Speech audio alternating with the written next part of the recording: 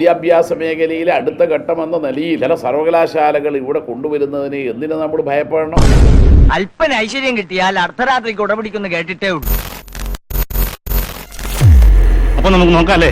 ഈ ഫയലും നോക്കേ, ഇത് മുഴുവൻ ഇവരെ കുറിച്ചുള്ള പരാതികളാണ്. ബാലഗോപാൽ അദ്ദേഹം അങ്ങനെ പറ, ആളെ പിടികിട്ടി ഇവിടെ ഉണ്ട്. ബജറ്റിനകത്ത് വിദേശ സർവകലാശാലകൾക്ക് അനുവാദം കൊടുക്കും എന്നൊക്കെ ഇങ്ങനെ പറഞ്ഞുകൊണ്ടിരിക്കുമ്പോൾ എത്ര പാടിയിട്ടും ഒരു പ്രയോജനവും ഇല്ല ചേട്ടാ.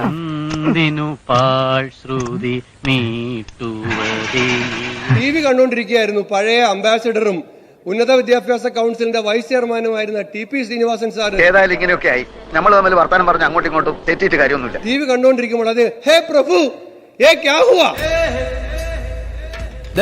ഒരുമാതിരി മറ്റേ വർത്താനം പറയരുത് കേട്ടോ. എന്താണ് ഇവിടെ നടക്കുന്നത്? വിദേശ സർവകലാശാലകൾക്ക് ആര് അനുവാദം കൊടുക്കുന്നു? ബാലഗോപാല. പറയാനോടാ പറയും, നീ തന്നെ അത് പറയണം. ഓർമ്മയുണ്ടോ നിനക്ക്?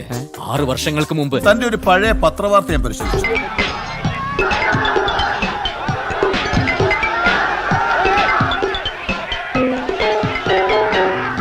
ഉന്നത വിദ്യാഭ്യാസ മേഖലയിലെ അടുത്ത ഘട്ടമെന്ന നിലയിൽ ചില സർവകലാശാലകൾ ഇവിടെ കൊണ്ടുവരുന്നതിന് എന്തിനു നമ്മൾ ഭയപ്പെടണം?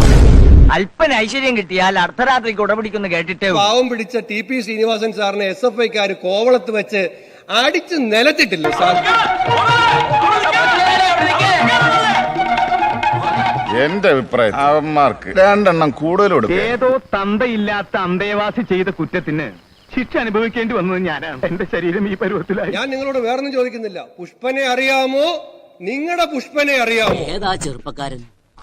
ഈ നാട്ടുകാർക്ക് ഇതിനെ പറ്റിയൊന്നും ഒരു അറിവ് മനസ്സിലാക്കി തരാം, കുറച്ച് ദിവസം കൂടെ കഴിയട്ടെ. വിദ്യാഭ്യാസത്തിന്റെ സ്വകാര്യവൽക്കരണം ആഗോളവൽക്കരണത്തിന്റെ അജണ്ടയാണെന്ന് പറഞ്ഞിട്ടാണ് സമരം ചെയ്തത്.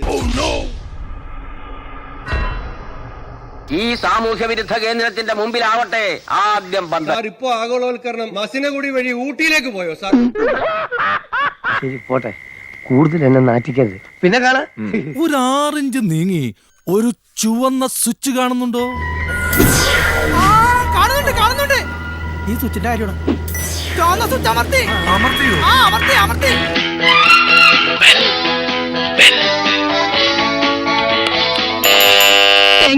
ഈ ഉപകാരം മറന്നാലും ഞാൻ മരിക്കില്ല.